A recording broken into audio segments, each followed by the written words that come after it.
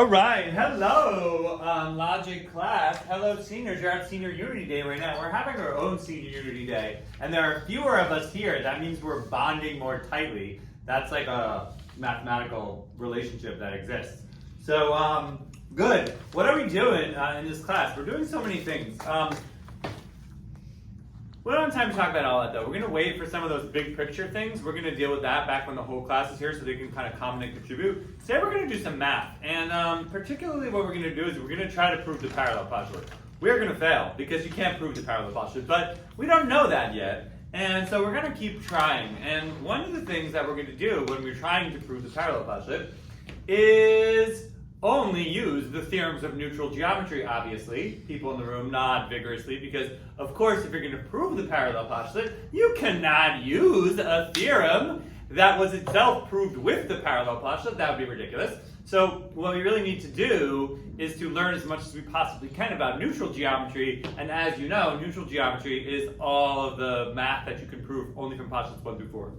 Okay, well, I got a theorem of neutral geometry for you, and this is the theorem. It's quite shocking. I think I kind of blurted this out accidentally on Friday when I was kind of zoning out and not paying attention, and I retracted it, but everyone just looked at me weird. The theorem is, in neutral, I'll just say theorem of neutral geometry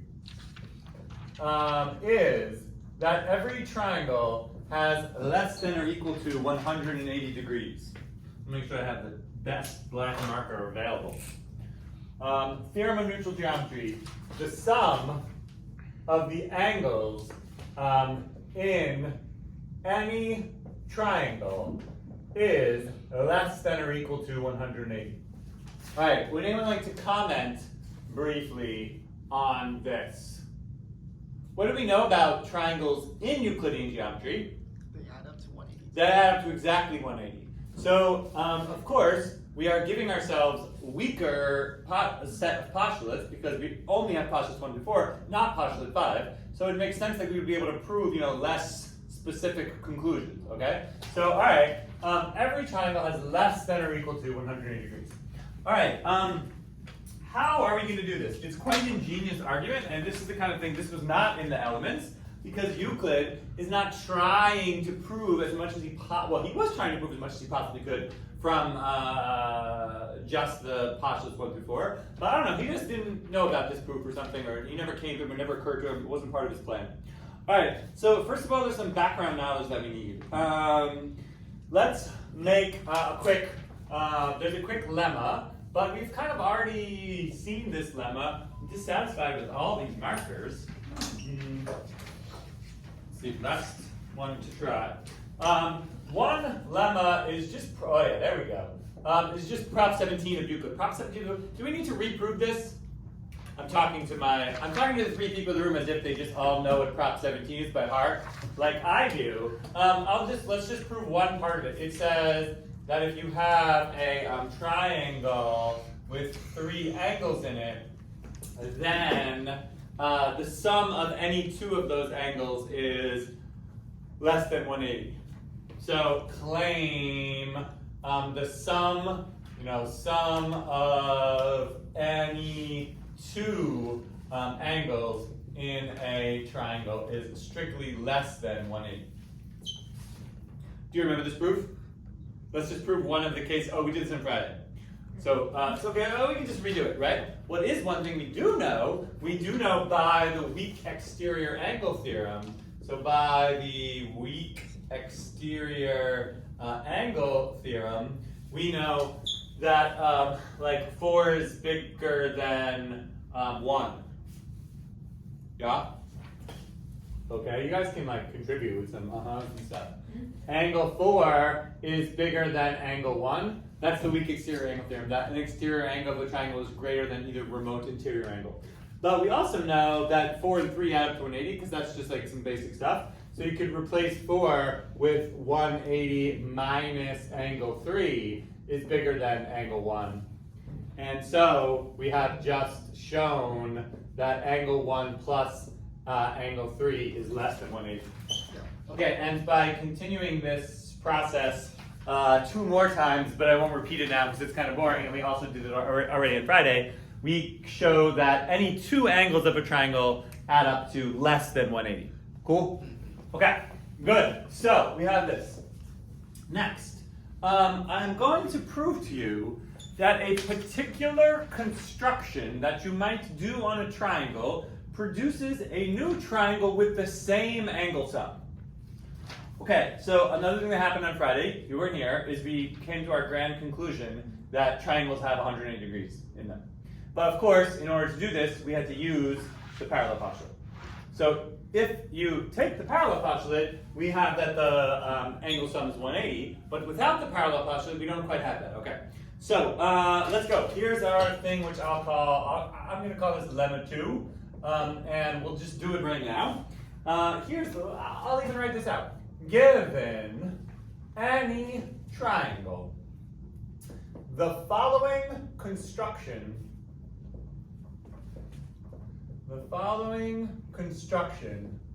produces a new triangle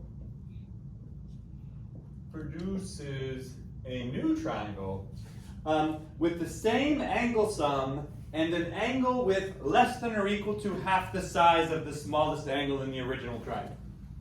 Okay, given any triangle, the following construction produces a new triangle with the same angle sum,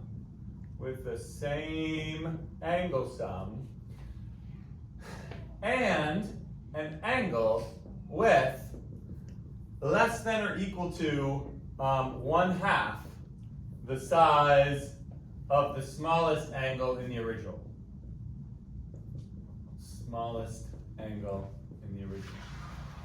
Okay, let's get some pictures in here so we can figure out what we're talking about. It's like this. Give me any triangle whatsoever. And it's kind of somehow pretty or something if we start with the smallest angle of the triangle. So I'll do it like this. So here's angle A, here's angle B, and here's angle C. I'm about to, and let's just say that angle, it doesn't really matter exactly, but let's just say that angle A is the smallest, as it appears to be. Okay, hello triangle, we're in neutral geometry right now, so I don't know how big you are. All right, all I do know, well, I don't know much actually, I don't know anything about you. Well, I'm now going to do something. I'm going to make a new triangle, which is kind of like more acute or something like that. And here's how we do it. It's a similar construction that we've already sort of seen before. Take the midpoint of BC, so construct midpoint, and also people in the room, be skeptical if you want about, confirm that all of these things that I'm doing right now are neutral geometry powers that I have. Of course, taking the midpoint is a neutral geometry power. Do you agree? Yes. Yeah, good. Okay, and now I'm going to draw this segment and then extend it out by its own length. So out to here, so double it. That's also a thing I can do. Okay, and then I got this new point. I might as well call this like B prime or something. And now connect. Okay, so this is my new triangle. My new triangle is this triangle A, B prime, C. Okay, I claim that A, B prime, C has the same angle sum as ABC. Okay, why is this? Well, maybe we should just like label up all these angles real quick. So let's call this angle 1, call this angle 2, call this angle 3, 4, 5, 6, 7, 8, 9. Okay, now there are some basically like almost immediate observations we can make about this figure. Observation from the room.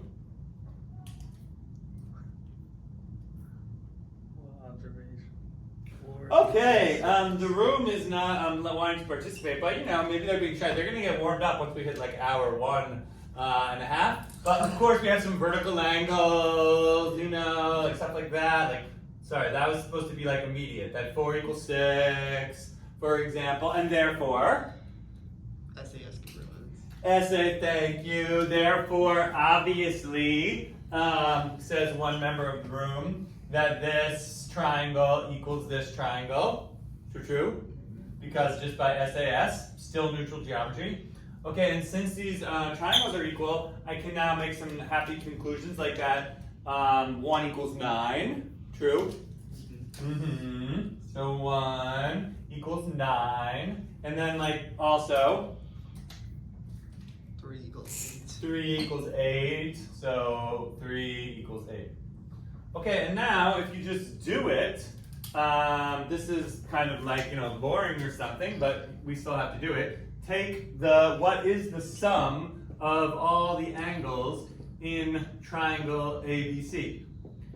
The original triangle. Well, it's just going to be like angle 1 plus 2 plus 3 plus 7, yeah?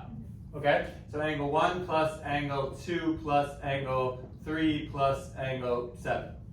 Okay, and what is the sum of the angles in triangle? Let's call it A prime, B prime, C prime, but A is A prime, I can even just write that, right? Let A prime be A, this is sort of built into the construction. Let C prime be C, and only one of the vertices kind of changes. But I do have this sort of new triangle, and well, what is its angle sum? Let's do this kind of intelligently. It's going to be like 2 plus 9 plus 7 plus 8, yeah? Okay, but 2 is the same as 2. And 9 is the same as 1. And 2, 9, 8 is the same as 3. So 2, 9, 8, and 7 is the same as 7. Okay, and since the 3 equals 8, as we've just shown on our figure to the left, and since 1 equals 9, as we've just shown on our figure to the left, are you very convinced? Yes. Okay, so this is a lemma, which suggests that we're going to use this to do something important. But first, let's just pause, and even I've had some people before already guess the rest of the proof just from doing this lemma. What was their actual claim? It was sort of two things. It was that this new triangle that you get by bisecting the side opposite the smallest angle and extending and blah, blah, blah, that this new triangle has the same angle sum as the original. So you have to put yourself in a position where you are pretending you sort of don't know what the angle sum is in triangle ABC, but it must be the same as this other triangle by all using neutral geometry. But then also, we can say something about this angle 9. Okay, visually speaking, which one looks smaller, angle 1 or angle 2? They kind of look the same, right? Yeah. But one of them's got to be smaller than the other. And 9 is, the heck was I going to say? Oh, yeah,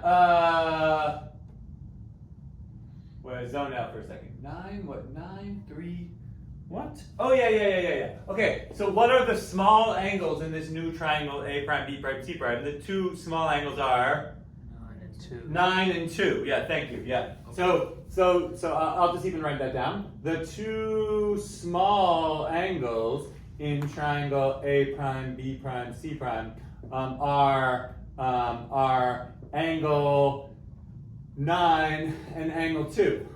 But of course, angle 9 is just angle 1, right? Okay, so here we have this following situation, which is if angle 2 is smaller than angle 1, okay, now this new triangle, A prime, B prime, C prime, has a really small angle in it. An angle which is actually less than half the size of angle A, which is what I promised.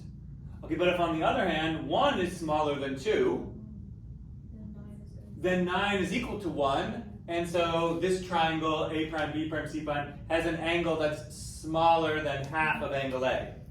And the worst case scenario, I use worst in air quotes, angle 1 equals angle 2, in which case both of them are exactly half the size of angle A. In other words, just as I promised, the smallest angle in triangle A prime, B prime, C prime is guaranteed to be less than or equal to half the size of angle A, which was the smallest angle in the original triangle. Yeah. Everyone following? I could even go into more detail, but that's unnecessary. Okay, so what we have here is a sort of an algorithm, and what does this kind of, I'm just going to give away the whole thing right now. This algorithm says, take any triangle whatsoever. You can just do this thing, and suddenly you get a new triangle, which is like more obtuse or something like that, right? More, not just, more scalene. And the smallest angle in this new triangle is going to be smaller, specifically smaller by half or more than the smallest angle the previous time. All right, what do you propose to do with this construction? Or I can just tell you, you can just keep doing it over and over again, right? There's nothing to stop us from just doing this again. If I perform this same construction on triangle A prime, B prime, C prime, what will I get? Another, like, even more disgustingly obtuse scalene triangle, which is guaranteed to have an angle that's very small, specifically half the size of whichever one of these was smaller. Okay, actually you have to perform it on whichever one is smaller. Yeah? Wait, so you would keep doing this and then you would get just two angles and then you use prop 17. Exactly. Yeah, Rakshay at least got the gist of it sort of already. So, okay, let's just launch into the proof. I'm going to now read all that with sort of full rigor. Claim. The claim is every triangle in neutral geometry has angle sum which is less than or equal to 180. Okay. Well, we're going to do it by contradiction. To show that that every triangle has angle sum less than or equal to 180, we will suppose, for purposes of contradiction, that there is a triangle with angle sum greater than 180. Okay, so suppose for arbitrary, or suppose there is a triangle, there is a triangle ABC with angle sum which is greater than 180, and I will show that this is impossible, thus showing that every triangle has to be less than or equal to 180. Okay, well, if there is this triangle has angle sum greater than 180, then it needs to be greater than 180 by some amount.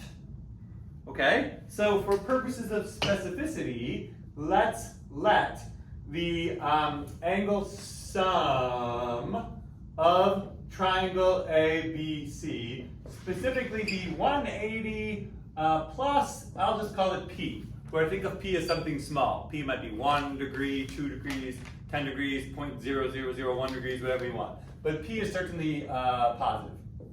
Okay? Yes. All right, well now, okay, so now without loss of generality, let angle A be the smallest angle in triangle ABC. And now what we're going to do is we're going to perform this construction. So perform the construction from lemma 2.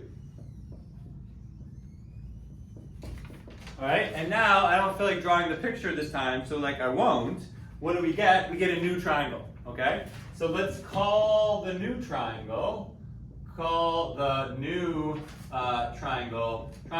A prime, B prime, C prime.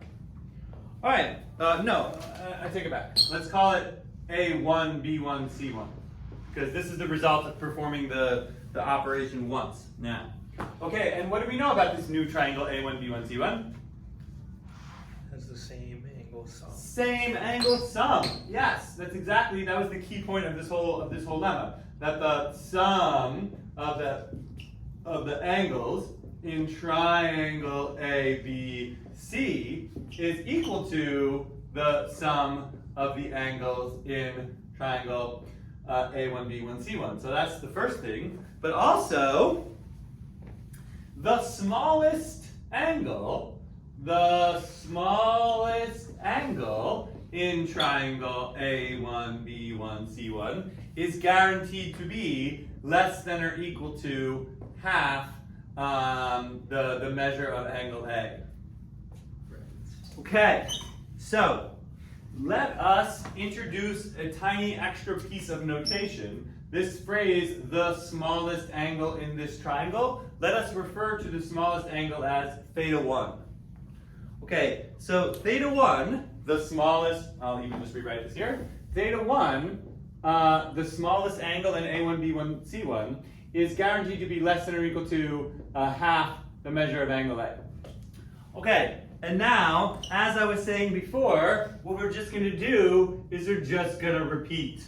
We're just going to keep repeating and repeating and repeating. And as I said out loud, but this time I will draw it, it's like you had your triangle, and then then you just perform this construction to make a new triangle, but then you just perform it again to make a new triangle, and you just keep on doing this, and what happens to your triangle? It just keeps getting more and more and more and more obtuse. And I can guarantee you by the logic of this lemma that at least one angle in that triangle, each step is getting smaller and smaller and smaller. And it's getting smaller by like a very specific amount, by half, right? So what we have is a sort of a geometrically decreasing progression. And if you do this long enough, what will happen? The smallest angle will approach 0 degrees. The smallest angle will approach 0. Yeah. Okay. Let's just kind of like write this down or whatever. What do we have so far? Just to sort of finish this off. I think everyone gets the gist now, but it's still nice to see it all sort of written out. Theta 1 is less than or equal to half the size of A.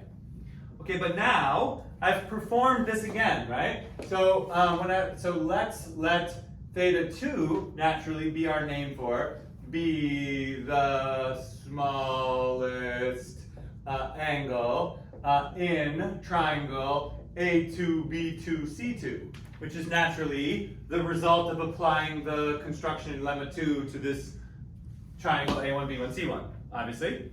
Okay, and so what can I say by applying the lemma? What can I say about theta 2? Less than or equal to 1/2 of theta 1. And of course, if theta 1 is less than or equal to half of the measure of angle A, and theta 2 is less than or equal to half of the measure of angle of theta 1, then I can say that theta 2 is less than or equal to 1/2. it's less than or equal to half of something which is half of A. So it's less than or equal to like 1/4 of A. That's all I was getting at there. Okay, and then you just kind of just keep continuing this, right? Okay, I can't tell whether you guys are bored because this is so obvious. This is kind of obvious. So then theta 3, by performing it again, then theta 3 will be less than or equal to half of theta 2. True? And so I can say that theta 3 is less than or equal to 1/8 of A. And as people were saying, it's just going to keep getting smaller and smaller. In particular, it's going to approach 0. But we're trying to be sort of tight about this. So what can we say about after having applied this construction n times, the smallest angle in the triangle that results from applying this construction n times is guaranteed to be 1/2 to the n times the measure of angle A. Exactly. Okay, and so, and also, let's not forget, of course, the sum of the angles in triangle A, N, sort of B, N, C, N is going to be equal, because the angle sum got preserved every single time, to the sum of the angles in triangle A, B, C, which we agreed is 180 plus P. Okay, so well, where exactly is the contradiction? What the heck am I doing here? Oh, yeah. So my claim. Oh yeah. Okay. So my claim is. This is just maybe like overkill detail, but my claim is. Well, what you tell me. What's the sort of the claim that we need to make? We actually kind of said this already 10 minutes ago. But where exactly do we get a contradiction?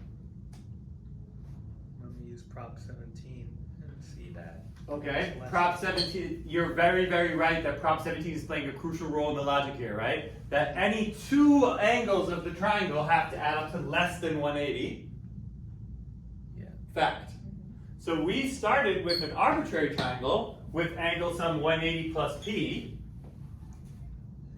and we've produced this sequence, finite sequence of triangles, all with the same angle sum, but for which the smallest angle in the triangle keeps getting smaller and smaller and smaller. When do we hit the contradiction?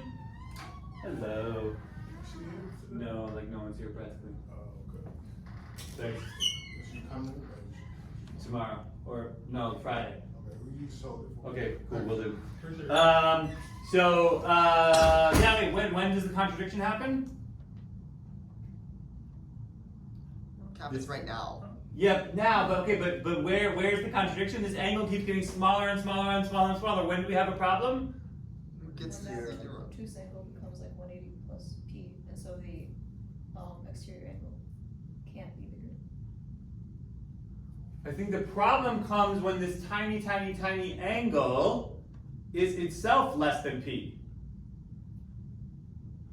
Because then the other two add up to be more than 180.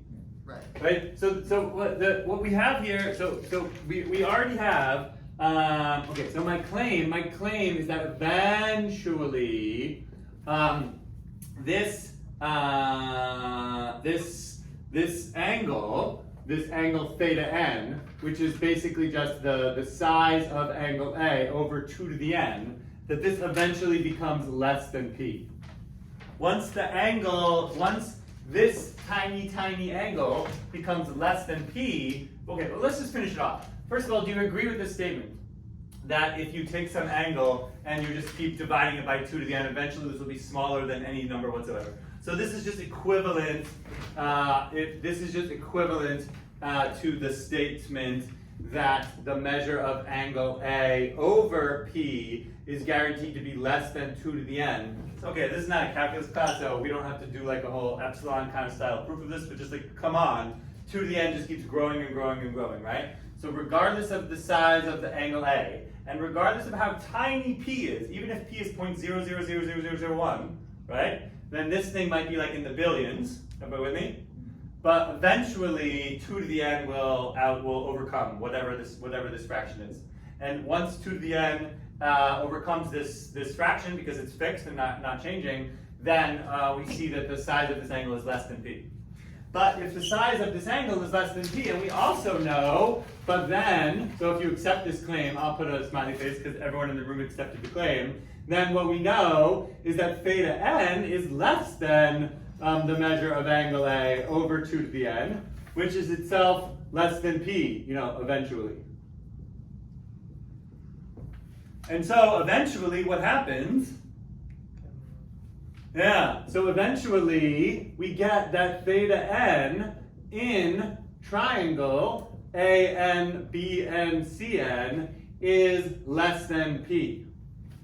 But if this tiny angle is less than p, then the other two angles in triangle AN, BN, CN sum to greater than 180, and that is a contradiction with Prop 17. Woo! How are we doing? All right, people at home, please comment with your thoughts. That was 28 minutes. Seems good. Should we take a pause? Race the board and stuff like that? All right. Or to